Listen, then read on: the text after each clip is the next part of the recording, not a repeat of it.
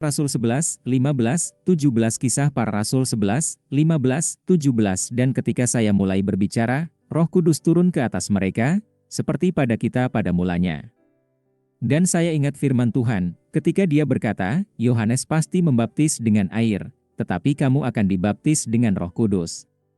Karena itu, jika Tuhan memberi mereka hadiah yang sama seperti yang dia berikan kepada kita, ketika kita percaya kepada Tuhan Yesus Kristus, siapakah saya, sehingga saya dapat melawan Tuhan? Kisah Para Rasul 11, 15, 17 Nah, dalam hal ini bahwa semua yang menjadi milik Kristus memiliki Roh Kudus, ada sekte-sekte dalam komunitas Kristen yang mencoba membuat perbedaan antara menerima Roh Kudus dan baptisan Roh Kudus. Mereka yang hanya menerima Roh Kudus kemudian dianggap sebagai anggota kelas 2 dari tubuh Kristus. Pembagian doktrin seperti itu jelas, tetapi apakah itu sah? Baptisan Roh Kudus. Apakah Alkitab menunjukkan bahwa menerima roh identik dengan baptisan roh? Petrus berbicara tentang menerima Roh Kudus dalam Kisah Para Rasul pukul 10.47 tentang pertobatan Kornelius. Dapatkah seseorang menghentikan orang-orang ini untuk dibaptis dengan air? Mereka telah menerima Roh Kudus sama seperti kita. Pertimbangkan bagaimana Petrus menggambarkan peristiwa ini secara lebih rinci. Ketika saya mulai berbicara, Roh Kudus turun ke atas mereka, seperti yang turun ke atas kita pada mulanya. Kemudian saya ingat apa yang Tuhan katakan, Yohanes membaptis dengan air, tetapi kamu akan dibaptis dengan Roh Kudus. Jadi, jika Allah memberikan kepada mereka karunia yang sama yang diberikannya kepada kita. Kisah Para Rasul 11, 15, 17 Jadi, Petrus menyamakan menerima Roh Kudus dengan baptisan Roh Kudus. Bukan hanya itu, tetapi dia juga menunjukkan kapan dia sendiri telah menerima roh. Kapan itu? Karena selama pelayanan Yesus di dunia, sebelum ia dimuliakan, Yesus berkata, "Barang siapa percaya kepadaku, seperti yang dikatakan kitab suci, dari dalam dirinya akan mengalir sungai-sungai air hidup." Yang dia maksud dengan ini adalah roh, yang nantinya akan diterima oleh mereka yang percaya kepadanya. Sampai saat itu roh belum diberikan, karena Yesus belum dimuliakan. Yohanes 7, 38-39 Di sini kita melihat bahwa menerima roh, atau menerima roh, sama dengan memiliki aliran air hidup yang mengalir dari dalam. Kapan ini terjadi? Mempertimbangkan keadaan antara Kornelius dan apa yang dialami Petrus, tampaknya hal ini terjadi pada para rasul dalam Kisah Para Rasul 2. Hal ini semakin dipertegas dengan pidatonya yang mengikuti acara tersebut. Ditinggikan di sebelah kanan Allah, dia menerima Roh Kudus yang dijanjikan dari Bapa dan mencurahkan apa yang kamu lihat dan dengar. Kisah Para Rasul pukul 2.33 Perhatikan urutan kejadiannya. Pertama Yesus ditinggikan di sebelah kanan Bapa. Ini mengacu pada kenaikan Kristus 40 hari setelah kebangkitannya. Jadi dia mengambil roh dan mencurahkannya ke atas umatnya. Jadi, inilah deskripsi lain dari penerimaan atau baptisan roh pencurahan roh. Sekarang, kembali ke Kornelius. Ada tertulis, orang-orang percaya yang disunat yang datang bersama Petrus heran, bahwa karunia Roh Kudus telah dicurahkan bahkan ke atas orang-orang bukan Yahudi. Kisah Para Rasul pukul 10.45 Sekali lagi, ini menegaskan bahwa penerimaan roh oleh para rasul setara dengan penerimaan roh. Dan jika kita melanjutkan pidato Petrus dalam Kisah Para Rasul 2, hanya beberapa ayat kemudian dia berkata, "Bertobatlah, masing-masing dari kamu, dan berilah dirimu dibaptis dalam nama Yesus Kristus untuk pengampunan dosamu. Dan kamu akan menerima karunia Roh Kudus." Dia tidak membedakan antara menerima roh dan baptisan roh. Mengenai menerima karunia Roh Kudus, Yesus mengatakan kepada mereka sebelum Kisah Para Rasul 2, "Jangan meninggalkan Yerusalem, tetapi menunggu hadiah yang dijanjikan oleh Bapakku, yang kamu telah mendengar aku berbicara. Karena Yohanes membaptis dengan air, tetapi dalam beberapa hari kamu akan dibaptis dengan Roh Kudus." Kisah Para Rasul 1:5 Karunia itu adalah Roh Kudus. Yesus menunjukkan bahwa menerima Roh Kudus sama artinya dengan dibaptis dengan Roh Kudus. Oleh karena itu, semua yang menjadi milik Kristus telah dibaptis dengan Roh Kudus, karena semua telah menerima roh. Sebab oleh satu roh kita semua dibaptis menjadi satu tubuh, baik orang Yahudi atau Yunani, terikat atau merdeka, dan kita semua dibuat untuk minum dari satu roh. 1 Korintus pukul 12.13 Pertanyaan diskusi. Jika Anda berpikir bahwa Anda adalah milik Kristus, kapan menurut Anda menerima Roh Kudus? Atau apakah Anda punya? Apa tujuan keseluruhan Yesus dalam memberikan Roh Kudus?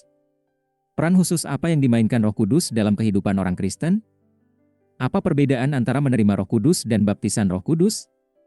Kisah Para Rasul 11, 15, 17 Kisah Para Rasul 11, 15, 17 Dan ketika saya mulai berbicara, Roh Kudus turun ke atas mereka, seperti pada kita pada mulanya. Dan saya ingat firman Tuhan, ketika dia berkata, Yohanes pasti membaptis dengan air, tetapi kamu akan dibaptis dengan Roh Kudus. Karena itu, jika Tuhan memberi mereka hadiah yang sama seperti yang Dia berikan kepada kita, ketika kita percaya kepada Tuhan Yesus Kristus, siapakah saya, sehingga saya dapat melawan Tuhan? Kisah Para Rasul 11. 15-17 Nah, dalam hal ini bahwa semua yang menjadi milik Kristus memiliki Roh Kudus. Ada sekte-sekte dalam komunitas Kristen yang mencoba membuat perbedaan antara menerima Roh Kudus dan baptisan Roh Kudus. Mereka yang hanya menerima Roh Kudus kemudian dianggap sebagai anggota kelas 2 dari tubuh Kristus.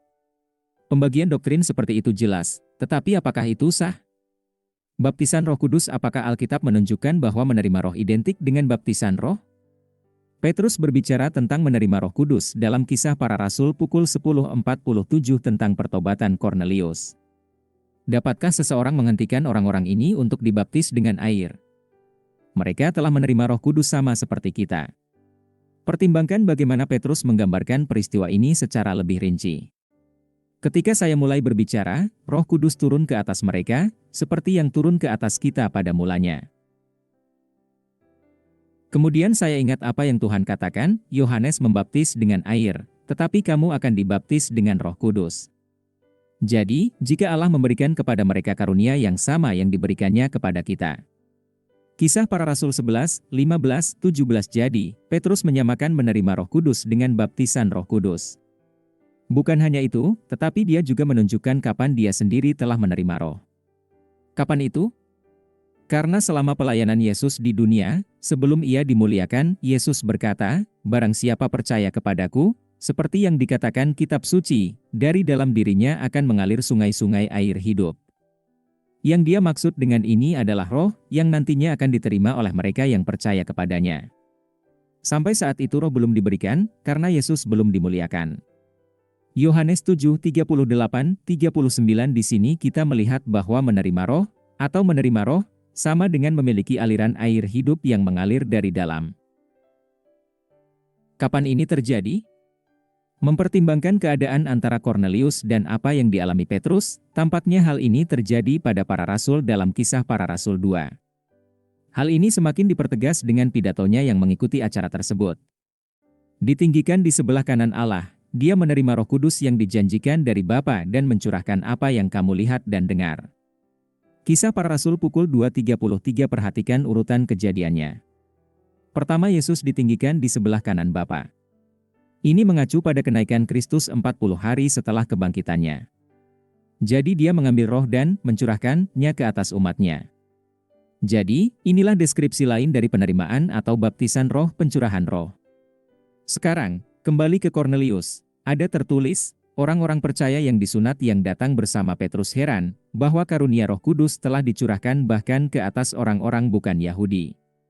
Kisah Para Rasul pukul 10.45 Sekali lagi, ini menegaskan bahwa penerimaan roh oleh para rasul setara dengan penerimaan roh. Dan jika kita melanjutkan pidato Petrus dalam Kisah Para Rasul 2, hanya beberapa ayat kemudian dia berkata, bertobatlah, masing-masing dari kamu, dan berilah dirimu dibaptis dalam nama Yesus Kristus untuk pengampunan dosamu. Dan kamu akan menerima karunia Roh Kudus. Dia tidak membedakan antara menerima roh dan baptisan roh. Mengenai menerima karunia Roh Kudus, Yesus mengatakan kepada mereka sebelum Kisah Para Rasul 2, jangan meninggalkan Yerusalem, tetapi menunggu hadiah yang dijanjikan oleh Bapakku, yang kamu telah mendengar aku berbicara. Karena Yohanes membaptis dengan air, tetapi dalam beberapa hari kamu akan dibaptis dengan Roh Kudus. Kisah Para Rasul 1:5 karunia itu adalah Roh Kudus. Yesus menunjukkan bahwa menerima Roh Kudus sama artinya dengan dibaptis dengan Roh Kudus. Oleh karena itu, semua yang menjadi milik Kristus telah dibaptis dengan Roh Kudus, karena semua telah menerima Roh. Sebab oleh satu Roh kita semua dibaptis menjadi satu tubuh, baik orang Yahudi atau Yunani, terikat atau merdeka, dan kita semua dibuat untuk minum dari satu Roh. 1 Korintus pukul 12:13 pertanyaan diskusi. Jika Anda berpikir bahwa Anda adalah milik Kristus, kapan menurut Anda menerima Roh Kudus? Atau apakah Anda punya? Apa tujuan keseluruhan Yesus dalam memberikan Roh Kudus? Peran khusus apa yang dimainkan Roh Kudus dalam kehidupan orang Kristen? Apa perbedaan antara menerima Roh Kudus dan baptisan Roh Kudus? Pengakuan iman Tuhan Yesus Kristus. Saya mengakui dosa-dosa saya, dan saya bertobat dari dosa-dosa saya, dan saya mengakui Tuhan Yesus Kristus sebagai satu-satunya dan cukup juru selamat hidup saya, menulis nama saya dalam buku kehidupan.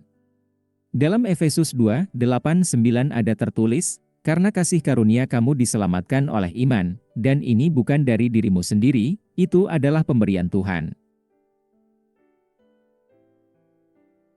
Itu tidak berasal dari pekerjaan, jangan sampai ada orang yang menyombongkan diri. Efesus 2:8-9 Roma 10:9-10 yaitu, jika kamu mengaku dengan mulutmu bahwa Tuhan Yesus, dan percaya dalam hatimu, bahwa Allah telah membangkitkan Dia dari antara orang mati, kamu akan diselamatkan. Karena dengan hati orang percaya kepada kebenaran, dan dengan mulut orang mengaku kepada keselamatan.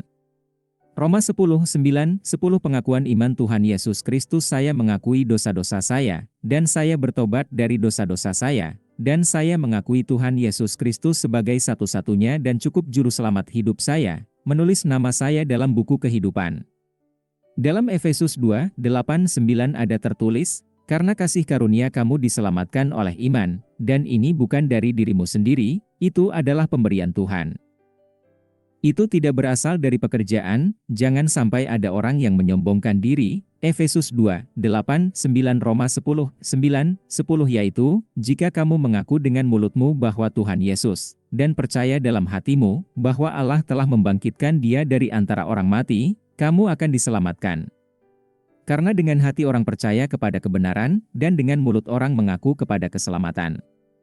Roma 10:9-10